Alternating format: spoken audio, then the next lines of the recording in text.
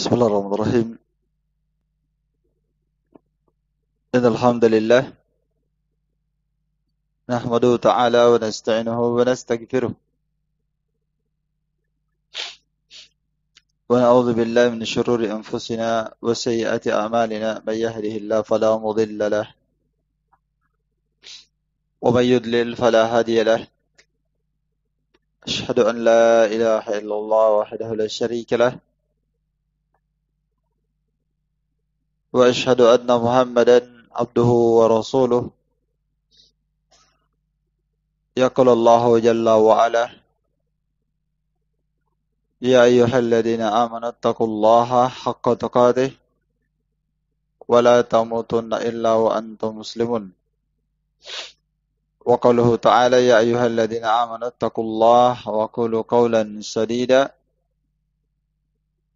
يصلح لكم أعمالكم ويغفر لكم ذنوبكم ومن يطع الله ورسوله فقد فاز فوزا عظيما فإن أصدق الحديث كتاب الله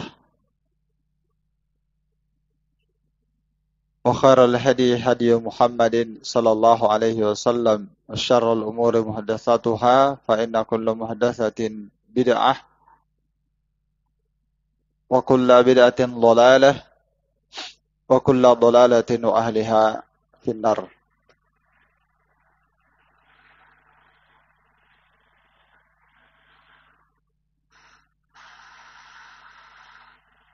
Ikhwani fi din, a'azani Allah wa iyyakum, rahimani wa rahimakumullahu jami'an. Insyaallah ta'ala kita lanjutkan kembali pelajaran kitab Minhajus Salikin wa Tawdihul Fiqhi fid Din karya Al-Allamah Asy-Syaikh Abdurrahman bin Nasir As-Sa'di rahimahullahu ta'ala.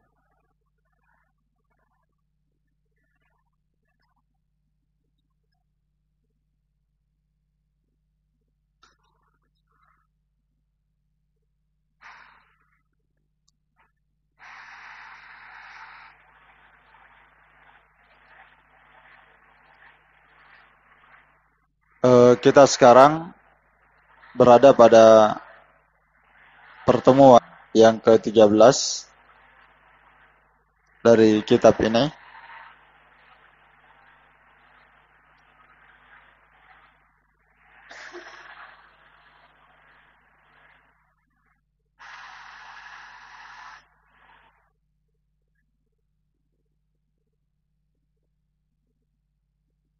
Qala rahimahullahu ta'ala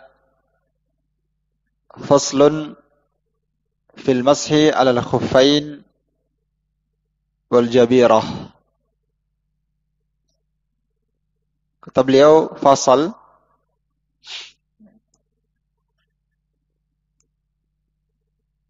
tentang mengusap di atas sepatu, di atas khuf, wal jabirah, dan mengusap di atas al jabirah. Al jabirah semisal dengan al khuf, masuk di dalamnya kaos kaki dan semisal dengannya. Al jabirah seperti perban yang menutupi kaki yang luka atau semisal dengannya. Nah, maka boleh seorang ketika dia berwudu, kalau dia menggunakan sepatu, baik di kondisi dia safar atau kondisi dia mukim, boleh dia mengusap di atasnya ketika pas mencuci kaki. Dia cukup mengusap di atas sepatunya. Atau di atas al-jabirah. Di musim dingin dia menggunakan kaos kaki, dia boleh mengusap di atasnya. atau kakinya diperban atau tangannya diperban, anggota wudunya ya, tangannya diperban, maka tidak wajib dia mencuci tangannya itu, dia lepaskan perban tersebut lalu dia cuci, tidak mesti. Cukup dia mengusap di atas perban tersebut atau di atas gips. Biasa ada gips ya, kaki atau tangan yang patah ya, kemudian dikasih semen ya, gips. Taib, supaya tangan dan kakinya itu bisa lurus kembali. Maka tidak mengapa dia mengusap di atasnya, walaupun bukan di kaki, walaupun di tangan. Cukup dia mengusap di atasnya. Ya, karena ini semua masuk dalam bab ad-darurah, masuk dalam bab darurat, mengusap di atasnya. Dan kalau dia memaksa untuk mencucinya, maka itu akan mengakibatkan bertambah parah sakitnya atau akan memperlambat sembuhnya, kata para ulama. Karena itu cukup dia mengusap. Ini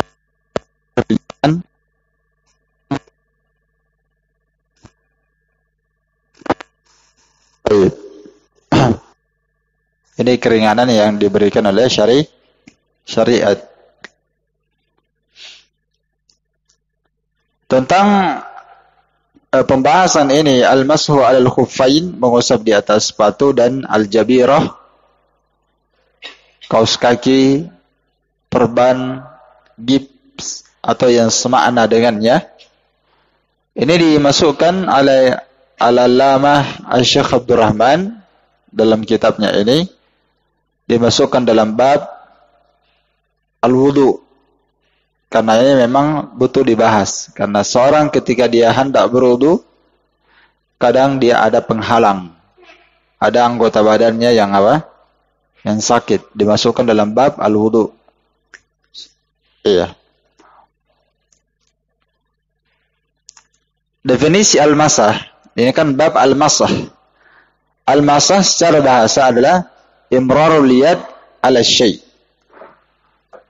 Al-masah. Ya.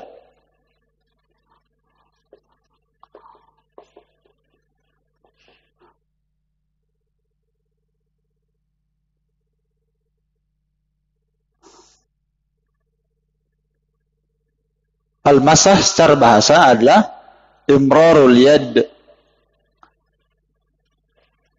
memperjalankan tangan ala syai' di atas sesuatu. Itu artinya al-masah. Al-masah kalau kita terjemahkan menyentuh. Bagaimana maksudnya menyentuh? Cukup dia perjalankan tangannya di atas sesuatu, maka itu sudah dianggap menyentuh secara bahasa. Jadi kalau dia menyentuh di atas meja seperti ini, dia menyentuh sedikit saja, terus sebagiannya, maka itu al-masah secara bahasa. Adapun yang diinginkan al-masah secara istilah syariat di sini adalah isobatul ballah lihailin makhsusin fi zamanin makhsus. Secara istilah al-masah adalah isobatul ballah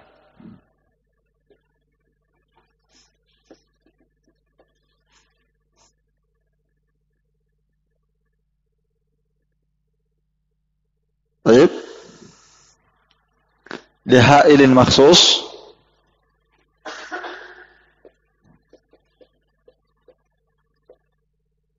karena adanya penghalang yang khusus fi zamanin maksus,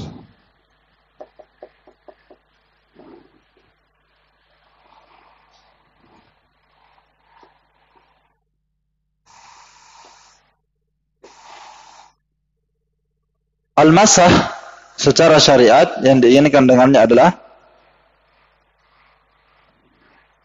Isabatul ballah.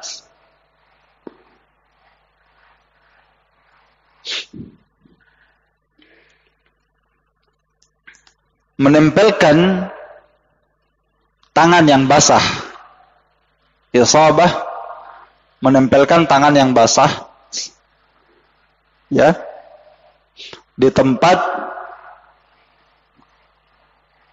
ya, yang diberikan udzur di dalamnya. Misalnya menempelkan tangan yang basah di atas sepatu, ya. Jadi al-balla ini kalau tangannya dikasih air, airnya dibuang. Tah? Artinya dia tidak menampung air, itu balal. Ini kalau bahasa lainnya al-balal, ya.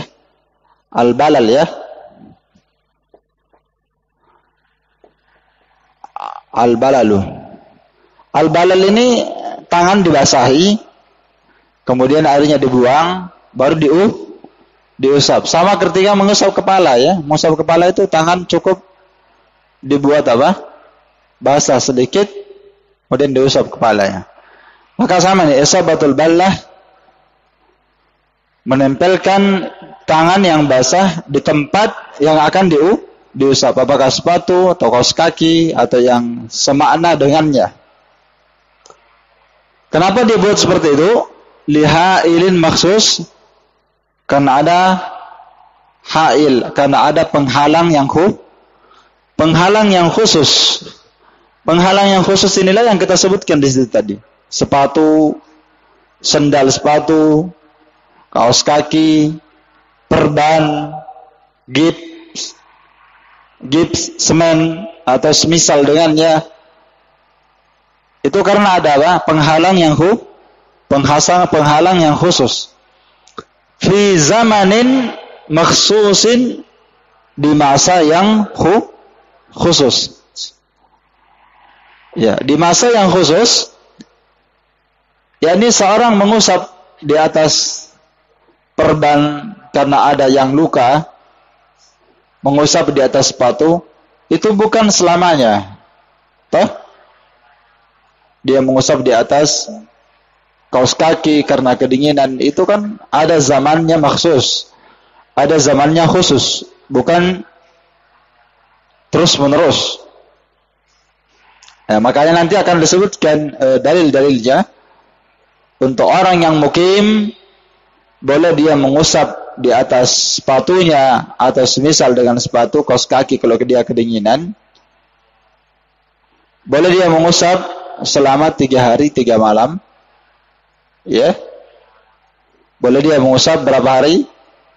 3 hari 3 malam untuk orang yang musafir, dan untuk orang yang mukim sehari semalam.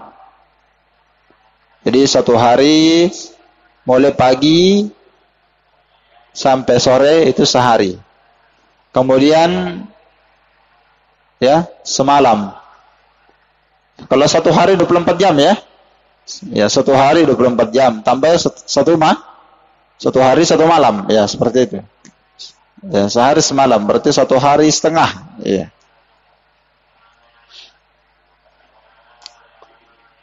Ini untuk orang yang mukim, sebagaimana yang diterangkan dalam hadis riwayat Muslim. Baik. Nah, ini definisi al-masah secara bahasa dan istilah. Sekarang hukum al-masah. Kita masuk pembahasan kedua, itu tadi definisi secara bahasa dan istilah. Pembahasan kedua, hukmul masah alal khuffain, hukum mengusap di atas sepatu. Ya, hukum mengusap di atas sepatu. Ya, untuk ini dijelaskan oleh Syekh Abdul Rahman rahimahullah pada kalimatnya, fa in kana alaihi khuffan wa nahwuhuma masaha alaihima insya'ah. Ya. Dan jika dia memiliki 2 khuf, 2 sepatu, wa nahwuhuma, ya. Khuf ini apa yang dipakai di kedua kaki. Asalnya khuf itu minal jild, terbuat dari kulit, ya. Asalnya khuf itu terbuat dari apa? Kulit. Ya, biasanya orang pakai kalau dia safar, dipakai di musim dingin. Dan semisal dengan sepatu ini, apa semisal dengan wanahwuhuma? Kalau khuf tadi, sudah tadi ya khuf ya. Ma labisa ala rijl, apa yang dipakai di kaki, min jildin yang terbuat dari kulit. Ini kalau dulu terbuat dari kulit ya. Kalau ada orang punya khuf tidak terbuat dari kulit, tidak masalah. Ya. Tapi kebanyakannya terbuat dari kulit itu. Iya. Atau semisal dengan sepatu seperti apa? Jawrab wa nahwuhuma.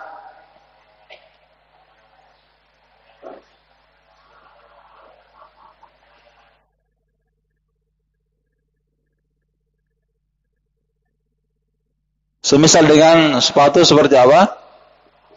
Jawrab. Apa lagi? Imamah.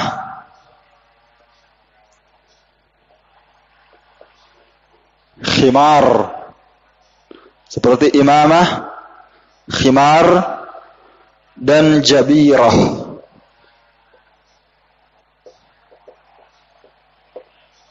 Semisal sepatu adalah jawrab. Jawrab artinya apa? Kaos. Kaos kaki. Imamah, sorban.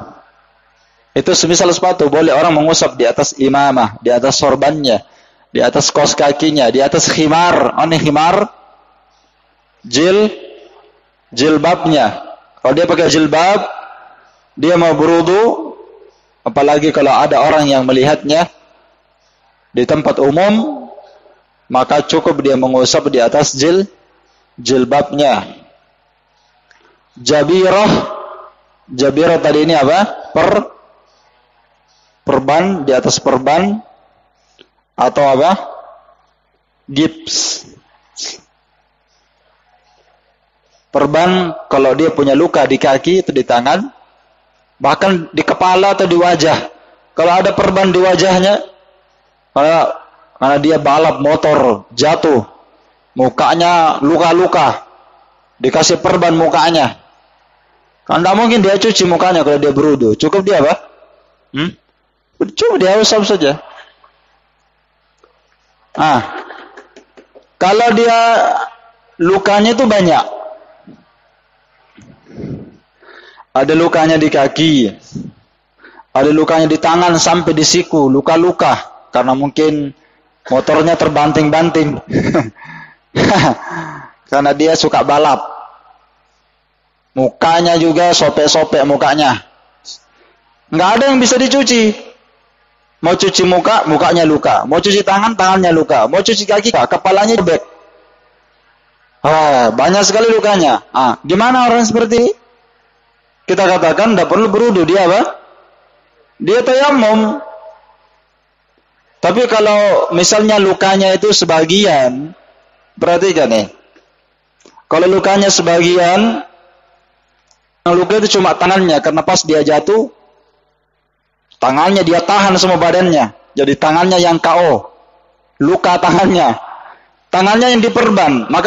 Tapi telapak tangannya misalnya aman. Maka anggota badan yang lainnya dicuci, sedangkan yang diusap itu cuma tangannya yang luka saja, sikunya. Itu saja yang diusap.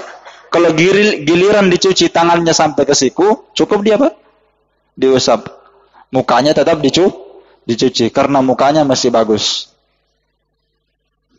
Dipaham ya? Nah, seperti itu. Nah, semisal dengan sepatu adalah kaos kaki, jawrabun, imamah, semisal dengannya sorban. Kalau dia berwudu, kalau dia punya sorban, yang penting sorbannya ini memang dia lilit. Sorban yang sudah dia lilit ya. Ya, bukan sorban yang terbuka seperti itu. Sorbannya ini sudah terlilit. Iya. Sorban yang sudah dililit di kepalanya, sudah melengket di kepala. Seperti sorban yang dipakai orang Yaman, ya. Itu yang semisal dengannya. Karena memang ada orang yang, kalau orang-orang timur itu, orang-orang orang-orang di timur Arab itu sorban itu mereka jadikan seperti kopiah kalau kita. Ke masjid pakai sorban, ke mall juga pakai sorban, ke pasar pakai sorban, ke bank pakai sorban juga, kemana-mana pakai sorban. Ambil uang saja pakai sorban di bank. Orang Yaman ambil uang di bank, tidak seperti orang Indonesia ya. Mereka bawa tas, pakai mobil. Orang Yaman santai. Mereka punya sorban, langsung dikasih lebar sorbannya, isi 10 juta. Sudah itu, dia gantung di pundaknya, AK-47 di samping kirinya. Jalanlah mereka pulang. Nah, siapa yang mau ambil ini? Seperti itu mereka orang di sana. Orang Indonesia, mereka orangnya seperti itu. Mereka kopiahnya itu sorbannya, ambil uang saja pakai sorban. Tayyib. Jadi orang pakai sorban diusap saja di atas kepala, sama dengan pakai jilbab. Pakai jilbab juga, kalau dia berwudu menggunakan jilbabnya boleh saja. Dia usap di atas kepalanya. Setelah itu, ya telinganya, kalau dia bisa sentuh telinganya bagian dalam, dia masukkan tangannya ke dalam, lebih bagus. Ya, kepalanya dia usap sampai ke belakang. Setelah itu masukkan tangannya kemana? Ke telinga, sesuai kesanggupannya saja. Kemudian mengusap di atas perban atau di atas gips. Gips itu semen. Kalau kakinya orang itu kayak patah atau kesleo, ya dia mengusap di atasnya. Ini semua hukumnya sama, ya. Masaha alaihima insya'a. Kata beliau kalimatnya, dia boleh mengusap di atas keduanya, sepatukah, kaos kakikah, di musim dingin, atau yang semisal dengannya tadi, di atas perban, di atas jilbab, di atas sorban. Boleh dia mengusap di atasnya, ya, insya'a, jika dia mau. Jika dia apa? Jika dia mau. Dari kalimat ini, insya'a, jika dia mau, menunjukkan bahwa mengusap itu asal hukumnya adalah rukhsah, keringanan. Kan di sini kita bahas pembahasan apa? Hukum mengusap di atas khuf dan semisal dengan keduanya. Apa hukumnya? Hukumnya adalah rukhsah. Jadi kita katakan fal aslu al-ghusl wajib. Fal aslu fil ghusl wajibun wal masah al khuffain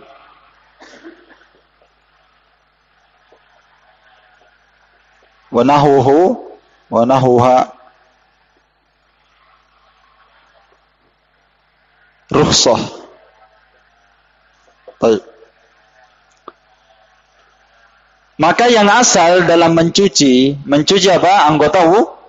Mencuci anggota wudu itu asal hukumnya wajib, sedangkan mengusap alal khuffain dan semisal dengannya itu hukumnya apa?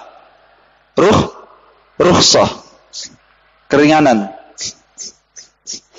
Jadi mengusap di atas sepatu, mengusap di atas kaos kaki, mengusap di atas imamah, itu babnya bukan seperti tayammum, ya. Dipahamin? Bukan seperti apa? Tayammum. Kapan orang tayammum? Kalau tidak ada air, pengganti dari air.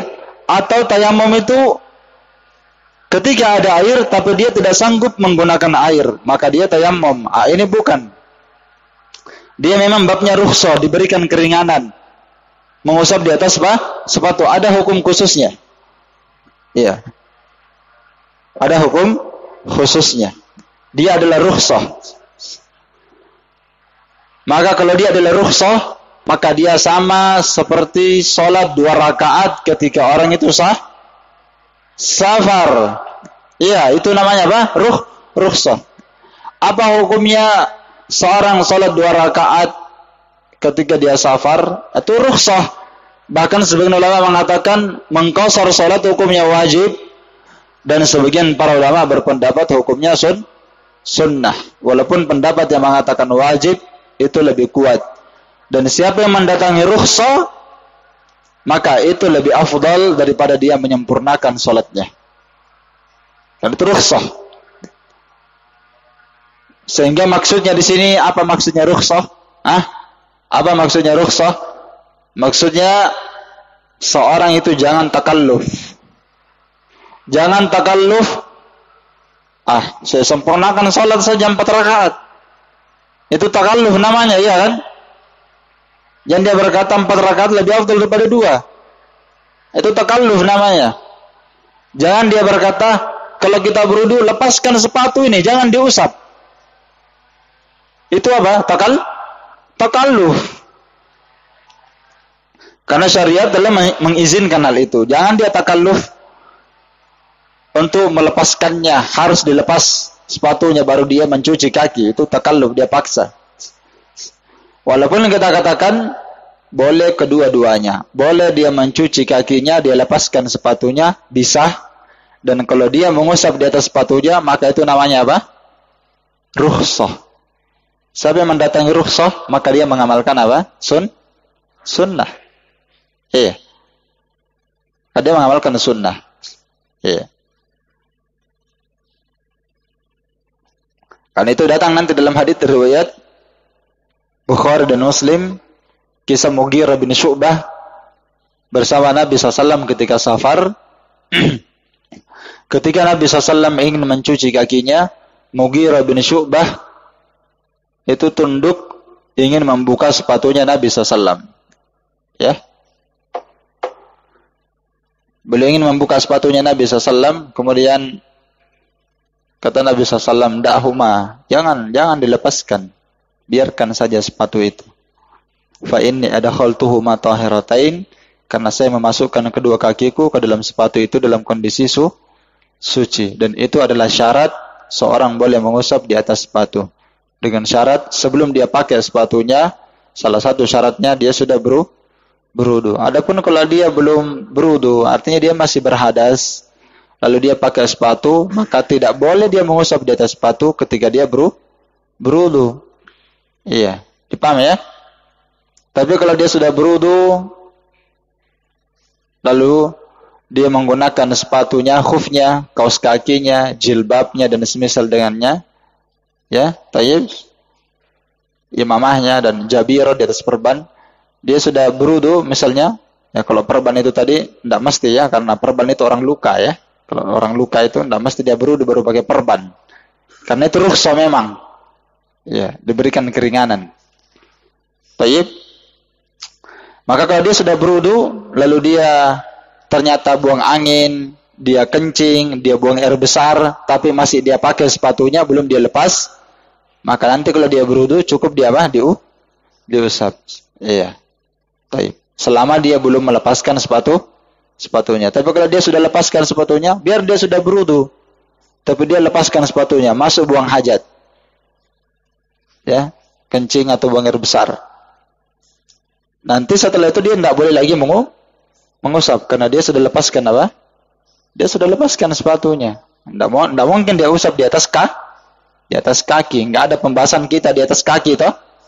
Mengusap di atas kaki, nggak ada pembahasannya. Di atas sepatu yang ada. Itu rukhsah. Taib. Pembahasan ketiga, masa bolehnya seorang mengusap. Ini pembahasan ketiga. Pertama, definisi al-masah. Pembahasan kedua, hukum mengusap di atas khuf, sepatu atau yang semisal dengannya tadi. Pembahasan ketiga, lamanya atau masa boleh mengusap di atas sepatu atau semisal dengannya. Kata beliau, yauman wa lailatan lil mukim wa salasata ayyamin bilayalihinna lil musafir. Boleh seorang mengusap di atas khuf atau semisal dengannya sehari semalam untuk orang yang mukim. Untuk orang yang apa? Mukim, dan 3 hari, ya, 3 hari 3 malam untuk orang yang musafir. Jadi kalau ada orang yang ingin mengusap di atas khuf, semisal dengannya, boleh. Kalau dia tidak safar, paling lama sehari semalam. Kalau dia safar, paling lama 3 hari 3 malam. Artinya, setelah itu dia tidak boleh lagi apa? Mengusap. Dia harus mencuci lagi. Seperti secara normal. Makanya ketika kita berikan definisi tadi, mengusap itu adalah fi zamanin maksus, ada masanya, ada lamanya, toh? Tidak terus menerus. Hal ini diterangkan dalam hadis Ali bin Abi Thalib. Ali bin Abi Thalib radhiyallahu anhu berkata, Ja'ala Rasulullah SAW thalathata ayyamin wa layalihinna lil musafir. Nabi SAW menjadikan bolehnya mengusap di atas khuf atau semisal dengannya 3 hari 3 malam untuk orang yang safar, 1 hari 1 malam untuk orang yang mukim. Hadisnya riwayat Muslim. Hadis pertama. Hadis yang kedua datang juga dalam hadis Safwan bin Asal radhiyallahu anhu, beliau berkata, kana Rasulullah SAW ya'muruna idza kunna safaran an la tanzi'a khifafana 3 ayyamin wa layalihinna illa min janabah. Iya. Baik.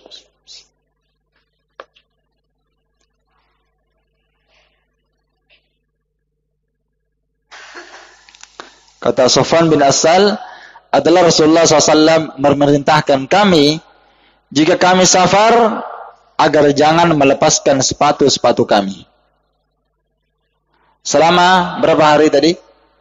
3 hari 3 malam. Kecuali jika dia junub. Ya, kecuali jika dia apa? Junub. Maka seorang yang menggunakan sepatu atau yang semisal dengan sepatu, semua yang kita sebutkan tadi, maka kalau dia safar atau dia mukim, maka harus dilepas. Karena dia mau apa? Mandi. Tidak mungkin dia mandi pakai sepatu. Harus dilepaskan sepatunya. Kalau dia pakai sepatu berarti kakinya nanti tidak terkena air. Dia harus lepaskan sepatunya. Kecuali kalau dia jenabah. Ini satu kondisi saja. Di saat inilah dia melepaskan sepatu. Adapun kalau bukan jenabah, ya, kalau dia tidak jenabah, maka tetap dipakai sepatunya untuk diusap. Walakin min ga'itin wa baulin wa naumin. Akan tetapi seorang boleh tetap menggunakan sepatunya meskipun dia buang air besar, meskipun dia kencing, dan meskipun dia tidur. Kalau dia tidur, sudah pasti orang safar tidur kan? 3 hari 3 malam diizinkan mengusap di atas sepatu. Ya? Taib. Jadi kalau dia tidur malam sampai subuh, maka tetap dia mengusap di atas apa? Sepatu. Biar dia buang air kecil, biar dia buang air besar, biar dia tidur. Ya, maka dia cukup mengusap di atas sepatu ketika dia sudah berwudu. Sementara dia berwudu, pas giliran cuci kaki, usap di atas sepatu, selesai. Salat lagi. Iya. Kecuali dia junub. Taib.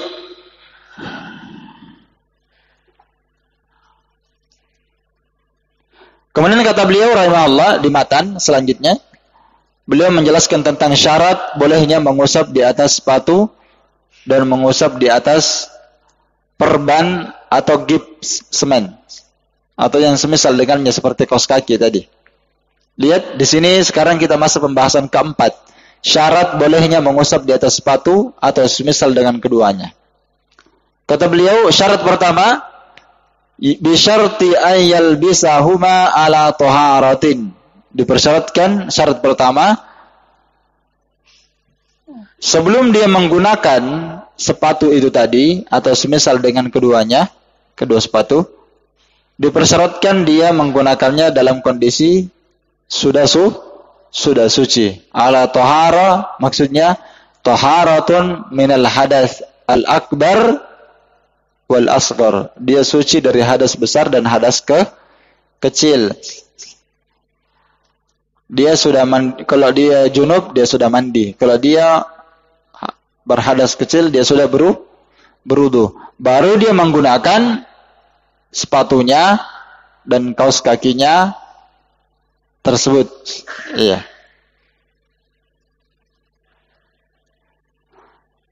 Maka dari faedah ini kita ambil faedah pelajaran bahwa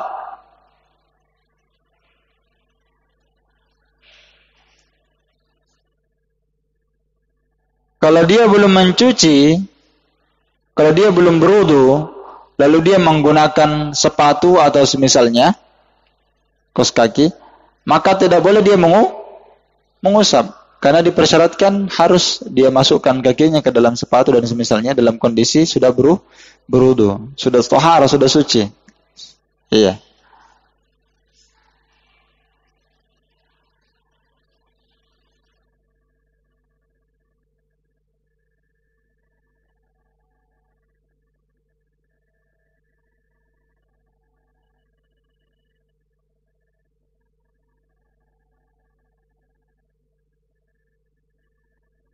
Jadi di sini pembahasannya yang dipersyaratkan wudu, dipersyaratkan tahara sebelum menggunakannya itu dua, sepatu dan kaos kaki. Adapun perban, ya, maka itu tidak dipersyaratkan seperti itu.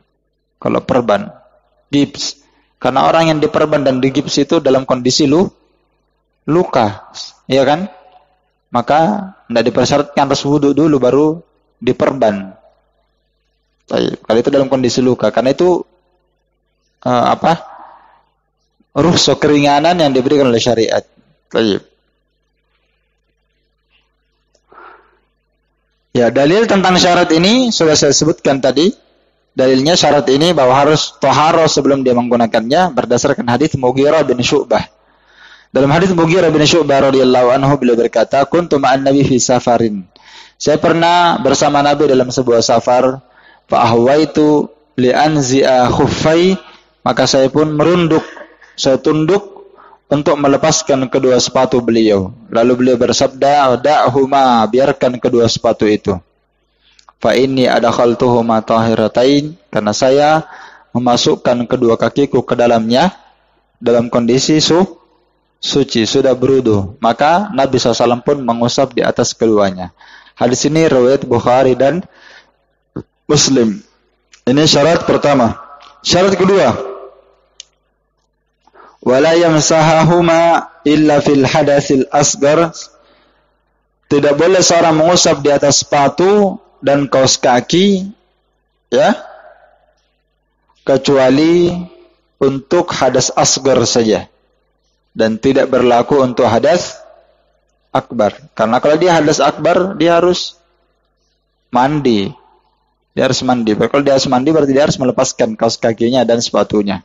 Itu syarat yang kedua. Iya. Dan ini dalilnya sudah lewat, ya. Hadisnya siapa tadi? Sofwan bin Asal. Yang kata beliau, kami diperintah Nabi tidak melepaskan sepatu kami selama 3 hari 3 malam ketika safar, kecuali dalam kondisi jenabah. Kalau dia junub, maka dia harus mandi, dia lepaskan itu sepatunya atau semisal keduanya.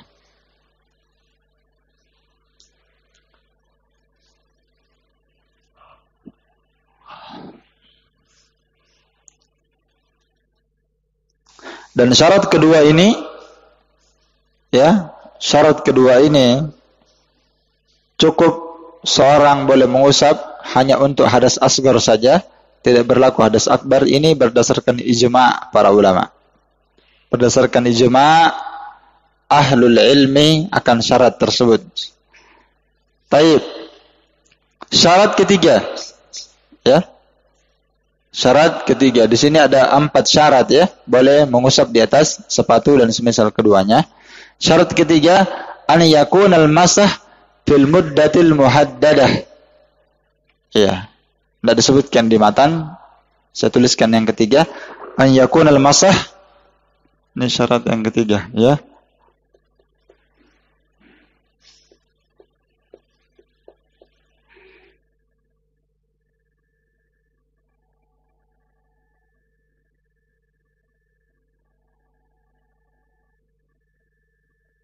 Ayakunal masah fil muddatil muhaddadah.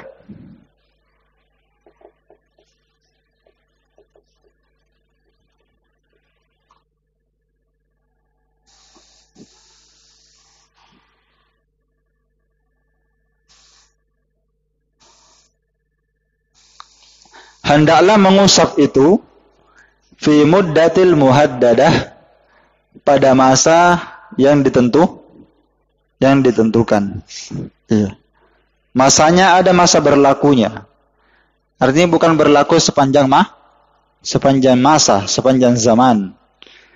Ini dalilnya, lihat, an Anas radhiyallahu anhu marfu'an, ya. Bukan itu hadisnya, ya. Hadisnya sudah lewat, yaitu hadisnya Ali bin Abi Thalib. Ya, hadisnya Ali bin Abi Thalib, yaitu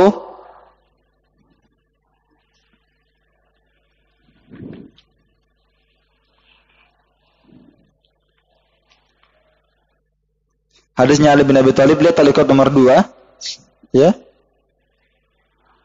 Disebutkan ja'ala Rasulullah SAW salasata ayyamin wa layalihin lil musafir wa yawman wa laylatin lil mukim. Itu hadisnya, ya. 3 hari 3 malam untuk safar, untuk orang yang safar, dan 1 hari 1 malam untuk orang yang apa? Mukim. Ya, itu dalilnya untuk syarat yang ketiga. Iya.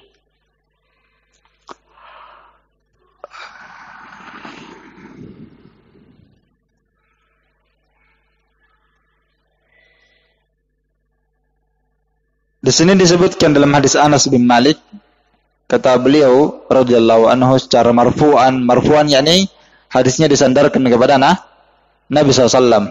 Idza tawadda'a ahadukum wa labisa khuffai, apabila salah seorang di antara kalian berwudu, kemudian dia menggunakan khufnya. Jadi dia wudu dulu baru menggunakan apa? Sepatunya. Falyasalli fihima, maka silahkan dia salat dengan menggunakan sepatunya, karena dia memasukkannya dalam kondisi suci. Wal yamsah alaihima, dan cukup bagi dia mengusap di atas keduanya. Tidak perlu dicuci, tidak perlu dilepaskan baru dia cuci kakinya. Summa la yakhla'huma in sya'a illa min janabatin, kemudian dia tidak perlu melepaskan kedua sepatu itu jika dia mau. Artinya boleh dia lepas, walaupun belum sampai 3 hari 3 malam, boleh tidak dia lepaskan? Boleh. Karena mengusap di atas sepatu adalah rukhsah, bukan wajib. Ya. Artinya kalau dia melepaskan sehari saja dia pakai, atau setengah hari saja dia pakai mengusap, tidak ada masalah. Nanti sisanya dia cuci. Kalau itu mudah bagi dia, yang penting tidak masyaqqah, yang penting tidak membebankan.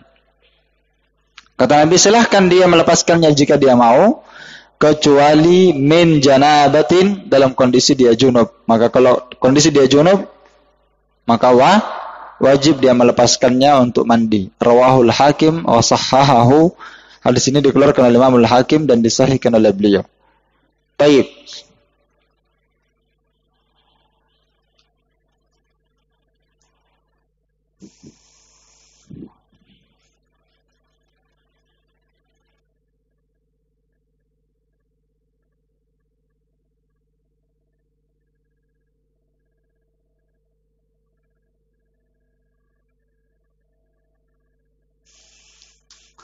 Kemudian syarat yang terakhir, syarat yang keempat, ayakun al-khuf tahirul ain. Ya.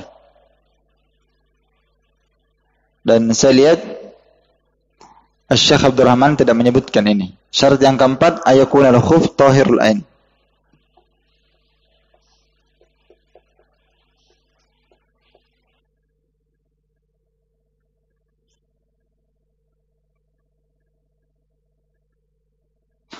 Hendaklah khuf itu zatnya suci. Yani khuf itu kan tadi terbuat dari apa? Kulit atau semisal dengannya. Dan dia harus suci zatnya. Sepatunya itu suci. Yani bukan najis. Maka tidak sah seorang mengusap di atas sepatu yang terbuat dari najis. Misalnya sepatunya terbuat dari bangkai. Ya, dan belum disamak. Bangkai juga akan najis. Tapi dia jadi suci kalau sudah dia apa? Disamak. Kalau sudah disamak, labas. Boleh saja seorang menggunakan tas dari bangkai. Ya, sepatu dari bangkai, tapi sudah disamak, baru dikelola jadi tas, jadi sepatu, bisa saja. Kan sekarang banyak orang yang tasnya tas ular, ya sepatunya sepatu macan. Bisa saja pakai kulitnya itu kan, bangkai terbuat itu, bangkai itu kan kulit ya, kulitnya kan. Ya, kulitnya itu tadi hewan-hewan itu tadi. Ya. Selimutnya serigala. Apa-apa. Sudah disamak. Ya, sudah dikelola, disamak, maka dia berubah menjadi suci. Hadisnya sudah berlalu. Apa hadisnya kemarin kalau sudah disamak jadi suci? Saya ingat. Idza dubigal ihabu faqad tahur. Apabila al-ihab itu tasmiyatu lil maitah. Ya, jildul mayitah itu al-ihab. Idza dubigal ihab, apabila al-ihab kulit bangkai sudah disamak, kata Nabi, faqad tahur, maka dia sudah menjadi apa? Suci. Iya. Maka dipersyaratkan sepatunya itu harus suci zatnya, tidak boleh dia terbuat dari najis. Iya. Seperti apa kata Syekh di sini? Kajildil mayita qabla dubigi. Ya. Qabla dibagihi, seperti kulit bangkai sebelum sebelum disamak. Itu bangkai najis. Ya. Jadi persyaratkan, ini syarat yang keempat. Taib. Kemudian kata beliau rahimahullah, fa in kana ala a'dha'i wudu'ihi jabiratun ala kasrin aw dawa'un ala jurhin wa yadurruhul ghuslu masahahu bil ma'i fil hadatsil akbar wal asghar hatta yabra'a. Iya.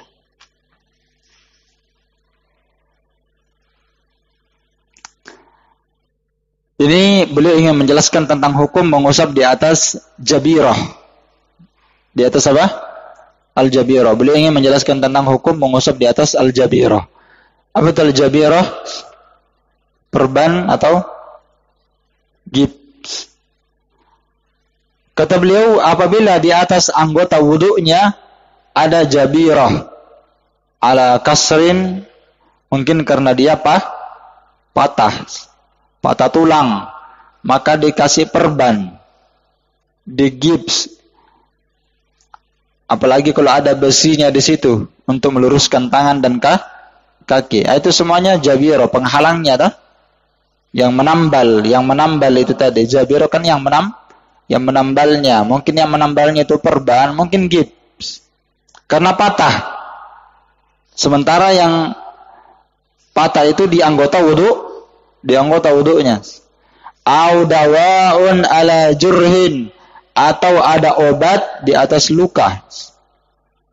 Ya, misalnya mukanya ini yang luka, dikasih obat, ada obat dikasih di wajahnya, atau di kakinya luka, jatuh, dikasih obat di atas kakinya, atau tangannya luka, dikasih obat di atasnya. Dan semua yang saya sebutkan tadi itu anggota apa? Anggota wudu, wajah, tangan, dan kaki. Kalau ada obat di atas lukanya, wa yadurruhul ghuslu, dan kalau dia mencucinya itu memberikan mudaratnya 2. Mungkin akan menambah parah sakitnya. 1, itu termasuk dari bentuk mudarat kata para ulama. Akan menambah parah sakitnya 1, atau yang kedua lambat sembuhnya. Ya, tidak memberikan sakit mudarat berat, tapi kalau dicuci terus semakin lama sembuhnya. Maka itu termasuk mudarat juga. Kalau seperti ini kondisinya, maka masahahu bil ma'i fil hadatsil akbar, cukup dia mengusapnya dengan air di kondisi hadas akbar dan hadas asghar. Cukup dia mengusapnya dengan air, maksudnya tangannya itu balal, basah. Kalau ada perbannya, ada gipsnya, nanti di kondisi dia di kondisi dia di kondisi dia mengusap, dia usap di atasnya saja. Ya, dia usap di atasnya saja hatta yabra'a, sampai dia sembuh. Ya, kalau lukanya misalnya banyak lukanya dan sulit bagi dia untuk mandi janabah. Sulit bagi dia mandi apa? Janabah, maka cukup dia apa? Tayammum.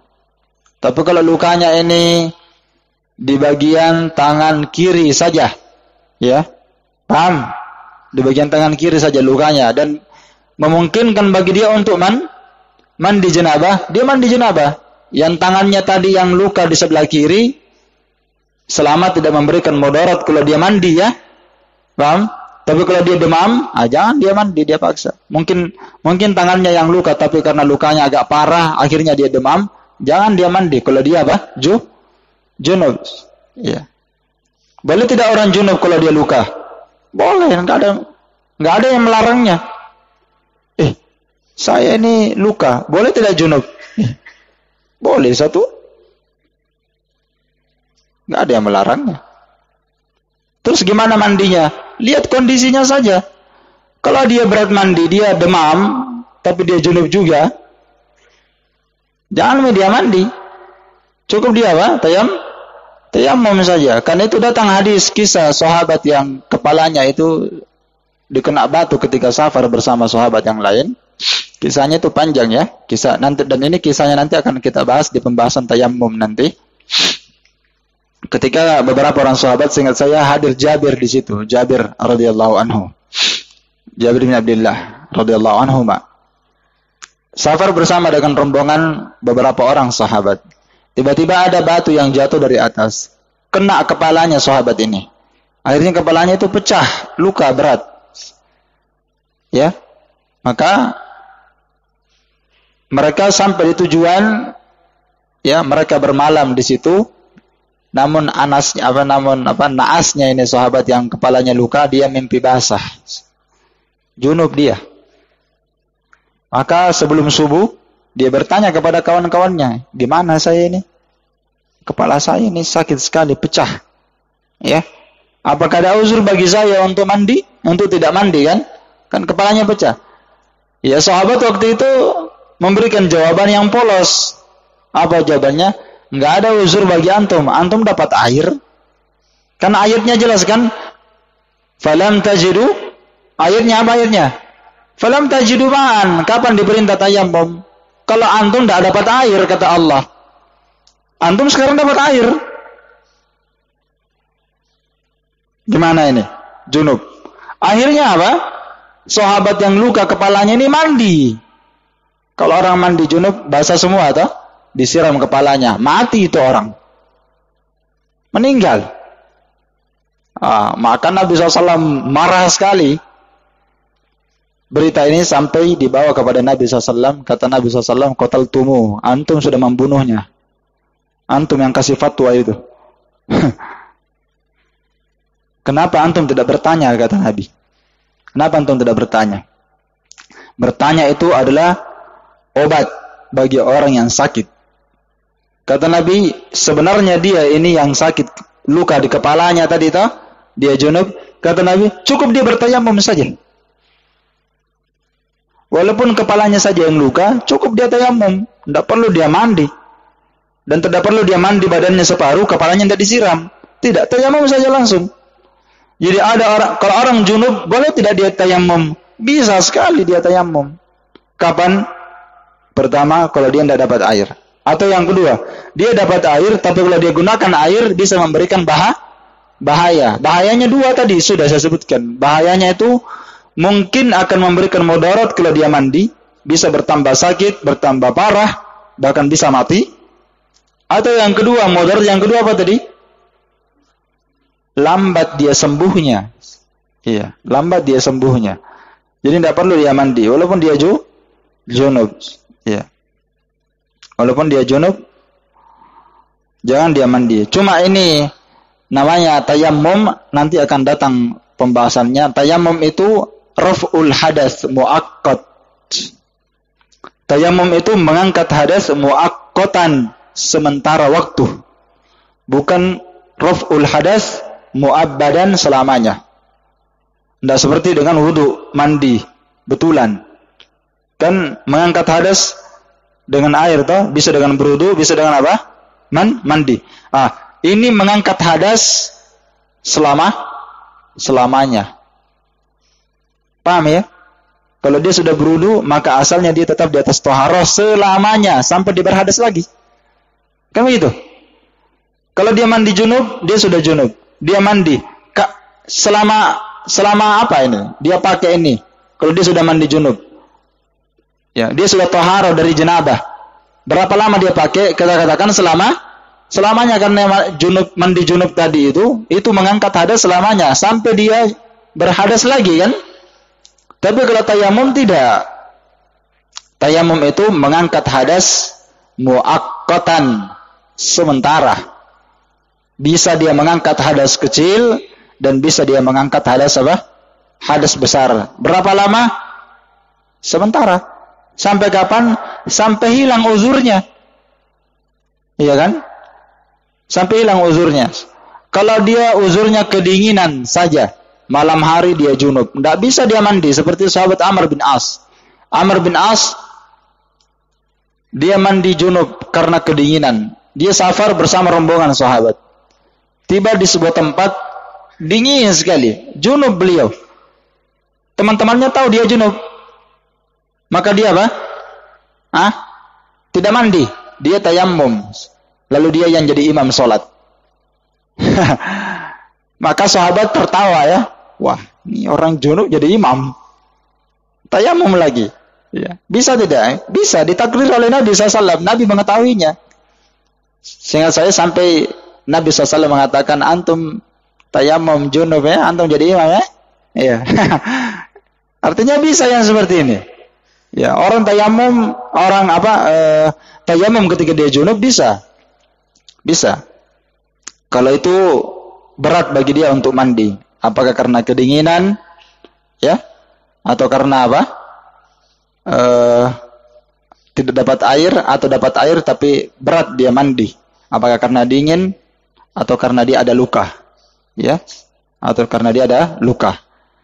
Maka di sini Syekh Abdurrahman mengatakan kalau orang punya luka, ada jabirah, ada perban gips yang melengket di badannya, atau ada obat yang dipasang di lukanya, dan mandi air itu memberikan mudarat baginya, maka jangan dia siram itu, jangan. Cukup dia usap. Kalau dia tidak sanggup untuk mandi janabah, cukup dia tayammum, ya. Dan demikian pula kalau dia berat berwudu, misalnya anggota wudunya rata-rata luka, ya. Misalnya anggota wudunya ini yang luka wajahnya, tangan dan kakinya. Yang seperti ini tayammum saja. Jangan dia beban. Tapi kalau lukanya ini tidak beban, sedikit sekali lukanya, ya toh? Lukanya misalnya di kepalanya saja. Karena pas dia jatuh kepalanya langsung pas pak, ya. Tangan dan kakinya selamat. Kepalanya yang luka. Misalnya tabrak pohon kelapa. Kepalanya yang pecah. Ya, berdarah.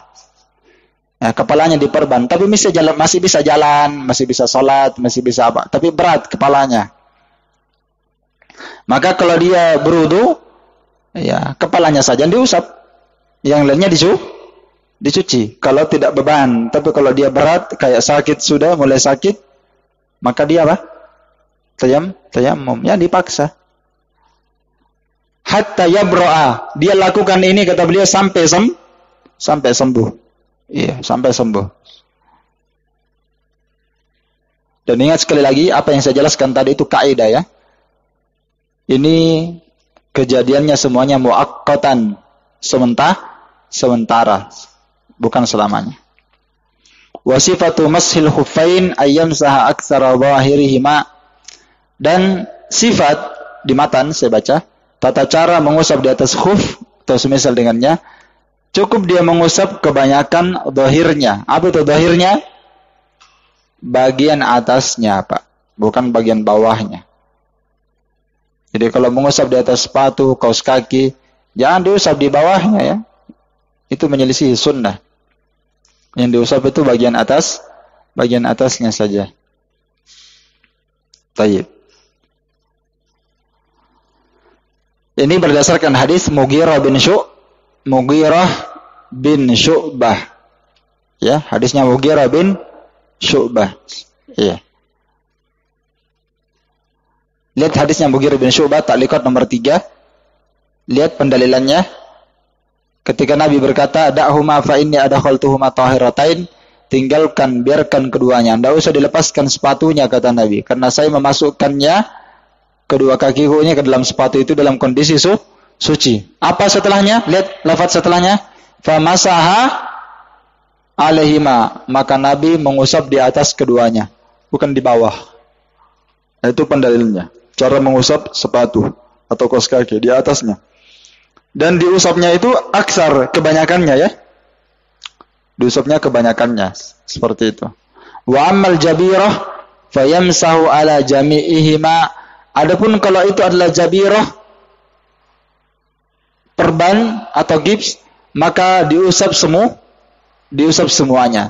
Iya, diusap bagian atasnya maksudnya, dan diusap bagian bawahnya. Kalau itu perban, misalnya perbannya di tangannya luka, usap di atasnya dan usap di bawahnya. Baik. Nah, ini tentang hukum mengusap di atas sepatu dan semisal dengannya. Sekiranya cukup. Besok masuk pembahasan hari Sabtu ya, karena Jumat kita libur.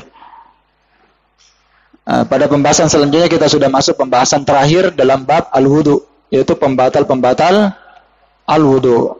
Ya, setelah selesai pembatal wudu, maka masuklah pembahasan yang lain, yaitu tentang masalah mandi, ya, tentang masalah mandi janabah